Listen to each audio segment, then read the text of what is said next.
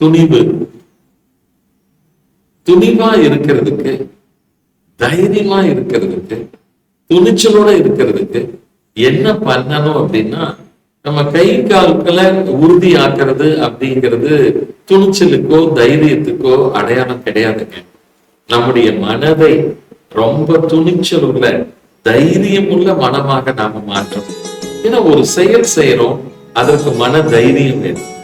ஏதாவது ஒண்ணு வாழ்க்கையில ஜெயிக்கணும் அல்லது வெற்றி அடைஞ்சு காட்டணும் அல்லது சாதிக்கணும், அதற்கு மன துணிச்சல், மன தைரியம் மிக அவசியம். ஒரு பரீட்சையே எழுதுறோம் அல்லது ஒரு பிசினஸ்ல நாம எதையாவது ஒன்ன அச்சீவ் பண்ணணும் அப்படின்னு நினைச்சுக்கோங்க, அதுக்கு முழுக்க முழுக்க நமக்கு உறுதுணையா இருக்கிறதும் அடிப்படையா இருக்கிறதும் நம்முடைய மனம்தான். அதனால துணிச்சலும் தைரியமும் மனம் சார்ந்தது என்பதால் எப்பொழுதும் அதை மனதிலிருந்து குறைச்சுக்காதீங்க.